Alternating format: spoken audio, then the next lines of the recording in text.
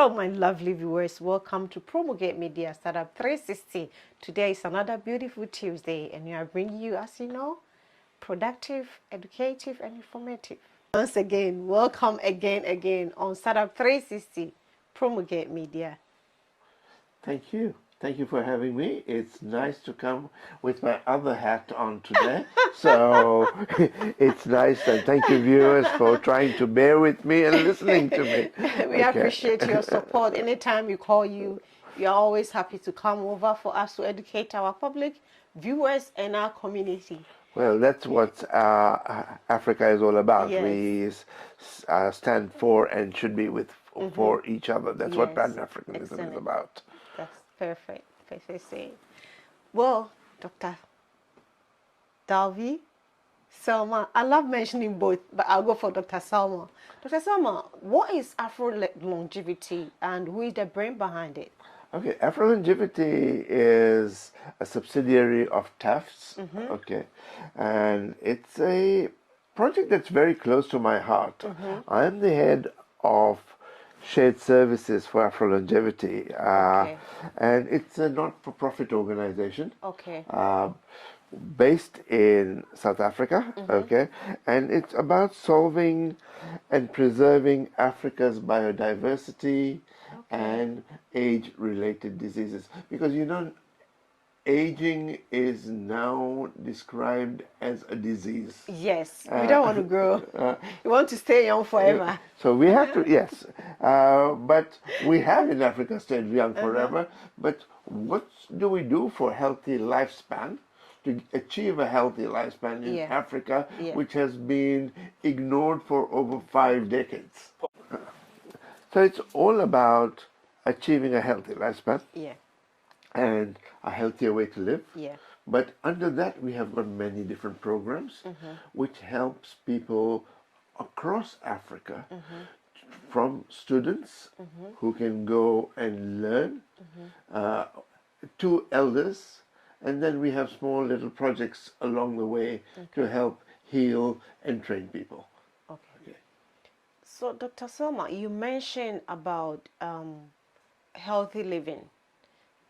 Back in the olden days in Africa, even now, if you go to Africa, you find an elderly person or grandfather, grandmother, who is about 120, 100 years still alive. So why is it that we can't live like how they lived? We can't go back to our root and learn from how they were living back then. And we are just changing everything gradually in terms of health, growth, living lifestyle. I think industrialization and Americanization are two reasons. We said that we were neglected, but actually we were asleep. Okay. If I was to quote African leaders of the 60s and the 70s, we were living very happily in our communities. Okay, but we were never, after independence of our own nations, we decided to try to emulate the West. Rather than to stick to our roots. To stick to the roots. We thought it was the best, was the white man's way, was better. Jomo Kenyatta of Kenya said that, in a quote from him, which I like to quote from time to time, we got the white man bring the Bible to us, to Africa, and we took it open-handed, and we closed our eyes. When we opened our eyes, he had taken all of our land and gone, and all of our beauty, and our ways. And that is the reason, perhaps, that we have been ignored. But now we look at we are an equal partnership. Okay, we are as good, and I see this from training at Afrolongevity, that we have a digital aggregation program which is based from Nigeria, and over 50 people have been trained to do and run African programs on digitalization, blockchain, cryptocurrency, and people are learning. And rather than going towards crime and cybercrime, Cybercrime. they are now going into these programs and they're developing themselves and they're finding jobs even Easily, better and enhancing their community and making it life easier for their own people. So how are all these funding? How do you get funds to support these trainings, facilitation, and all that? How do you get it? So there are certain donors from the West who have given money. Oh, good. And then we look at organizations that want to give time. Okay. They are giving time. Okay. So that's how it's mostly funded from philanthropic donations. So after the training, how do you also fund them to establish their own businesses, or you take them outside to do the training and you leave them there? What are the other trainings and how are the process? So the idea is someone who goes through the digital aggregation program will then get, because we have a future news program, so developing the future news and the future magazine, they can go and become they can get jobs within those programs themselves. So you create the jobs there already, and then you train them and you put them in place. Absolutely, Oh, it makes life a win-win process. The best brains in Africa look after the African India program, and then because they have got the certification locally, they can apply to other African media organizations and who get trained staff. So whether you're a video affiliated in editing, you can get your jobs accordingly. This is interesting. So how well are you putting all this information across? Because this is the first time that I've heard this, and you know how Africans, we tend not to search for information, look for information, and so I know this is going to be difficult for you to put it about. But what, in terms of sharing and putting this information across, what are the measures have you put in place in doing so? So we've just had in August the global conference, the Afrolongevity, first ever conference in Africa. It was in Johannesburg, South Africa, where we had people from all across the world come into South Africa. Great conference. Afrolongevity is led by Brenda, and the other director, co-founder, is someone called Osinakachi from Nigeria. He's a philosopher, brains behind it. That they actually, how I came about to get involved and why I'm passionate about Afrolongevity is they asked me to help them with a write for their magazine. Or edit the magazine. And we had some brilliant writing on the magazine. And I got involved, and then I thought, no, because of my health reasons, I will go get involved with GRMS to partner our GRMS courses via Afrolongevity. Interesting. So they have people on the ground over there who can deliver the program. So whether it is the phlebotomy program, whether it is trying to get media training, or trying to help the young women get sanitary products into the community. We will try and do it via a platform. And Afrolongevity happens to be one of the best platforms there. Or even if it is with stem cell transplants, it is easier for them to have people on the ground. We have people in Africa. All we need to give them is train them. We have land in Africa. We need to give the land to the Africans to grow and do products, develop, and be sustainable. Wow. So far, sorry, please finish. No. So as I said, so that was the first year, and now we are working to, as I said in one of my other conversations with you, we are looking at transplant centers across Africa. But the best way would be Afrolongevity's next conference will be in West Africa, in Lagos next year, next October in Lagos. So we'd love to, we'll be able to give you a lot more detail nearer the time. But so that is there a specific date next year or month that I think the month is October. October next year. But dates are yet to be finalized. Wow. Interesting. So what are the visions, like your vision and your mission for all these Afro longevity events? Is to be able to make Africa an equal partner, a sustainable partner, a business hub, so that we have good health. Yeah.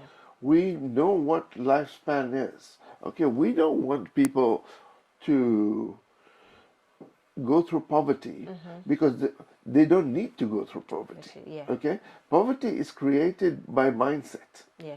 Okay, with a positive mindset, with a healthy mindset, and allowing people to live and just showing them the way, the training. Yeah. We will be is the vision behind it. Okay, we increase health, we increase healthiness, living longer with less reliance on medicine.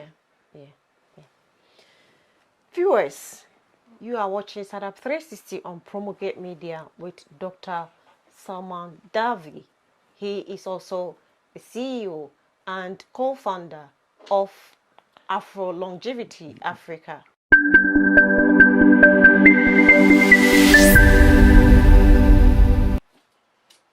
Hello, lovely people. Welcome back again to Startup 360. You are watching on Promulgate Media with Dr. Salman Davi. Doctor. Yes, ma'am. Back to you again. So I wanted to find out, as I was going through your website, I saw TAFFDs. What is the meaning? What does it imply? Or how does it operate in Afro longevity program? So that's the parent program basically. It's the TAFFD is the Transdisciplinary Agora for future discussions. Okay. It's basically everything that is futuristic. Oh. Okay. Okay. And the subsidiary being Afrolongevity.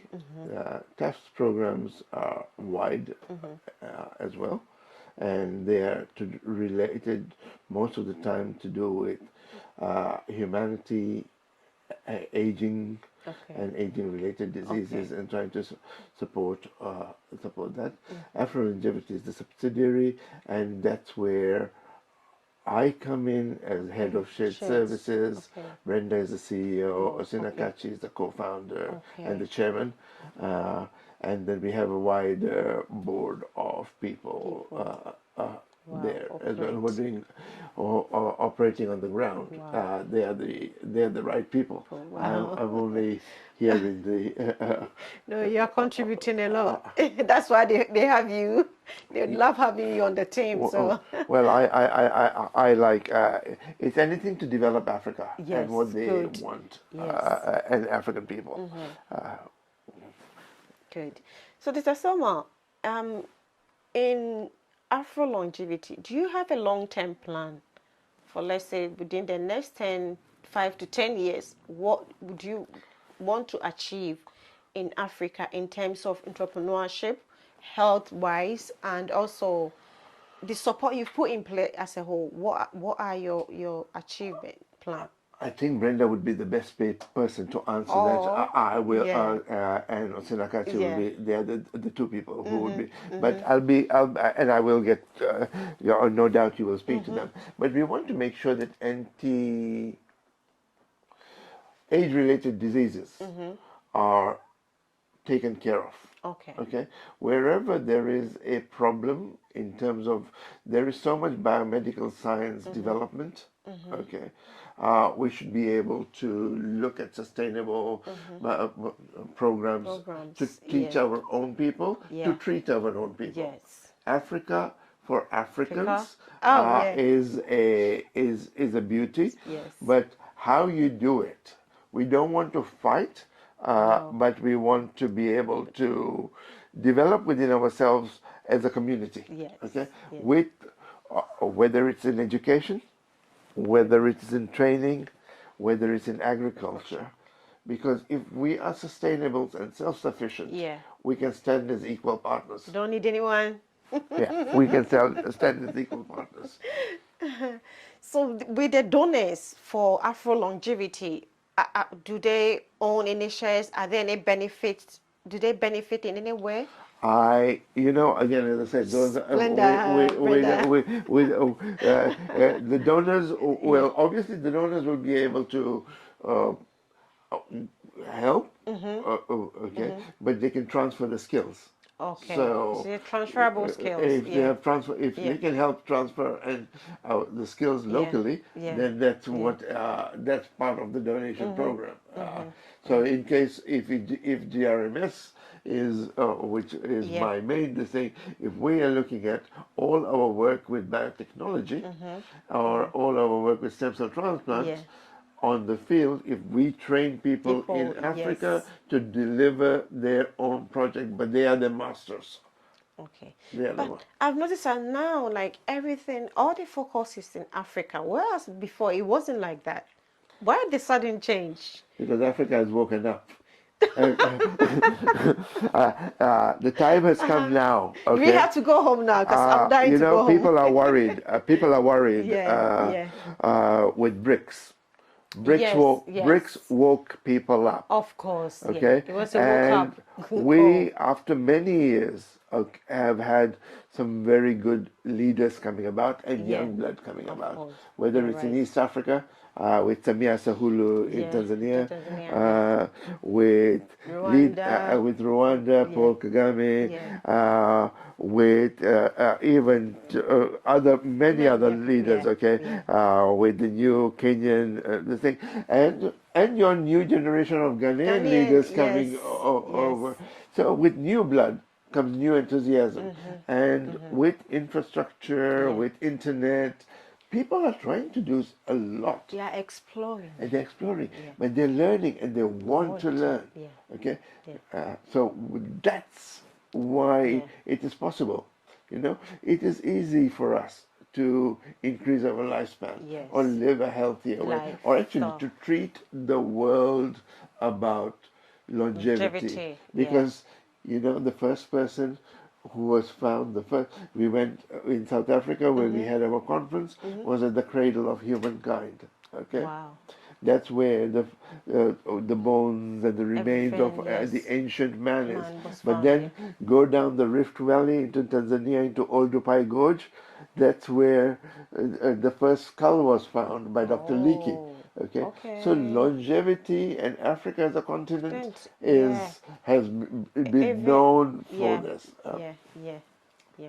If you check the history, you would know that even how our Asians they live, it also is another factor contributing to what and how healthy lifestyle we used to live then, and then where now we are trying to go back to our root, but then in a different form of adding, or let's say going into technology to make sure everything is being implemented like before, living in a healthy lifestyle in a different way. So I think, yeah, it's true.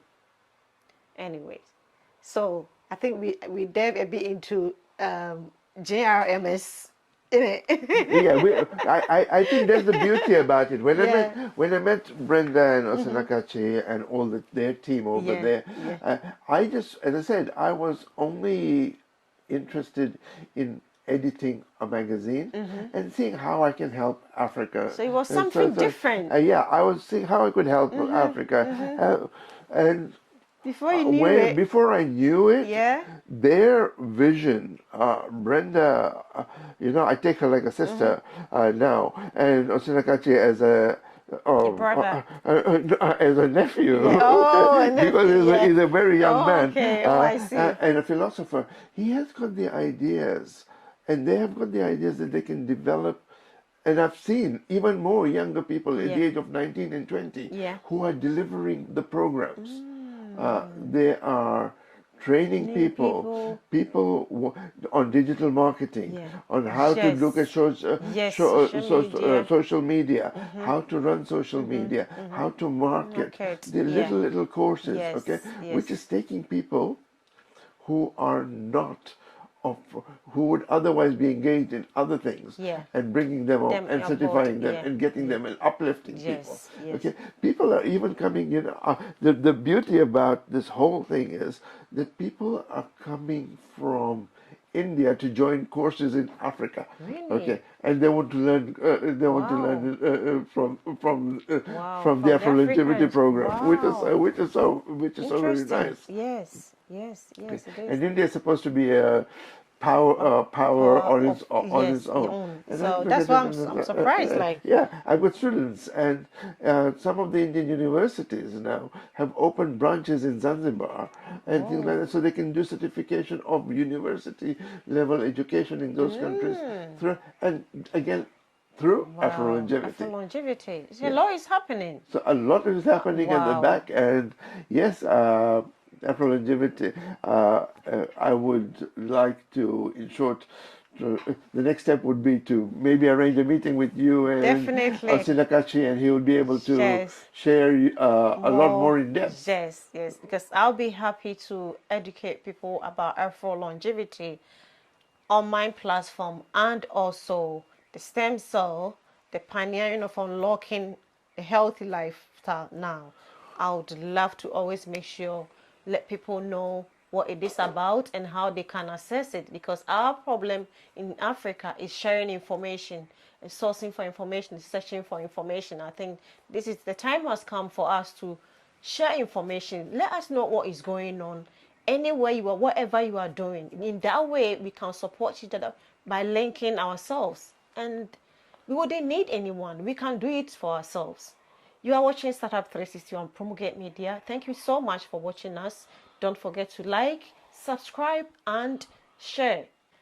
Share information with that from Health Matters, how we are supporting our community in terms of entrepreneurship, education about health, promotion, everything that you know your community is doing. We need a platform to educate ourselves, to link ourselves. Together we can make a difference. Together we can build Africa again. Thank you so much. My name is Nana Adraska. Love you. See you again. Bye.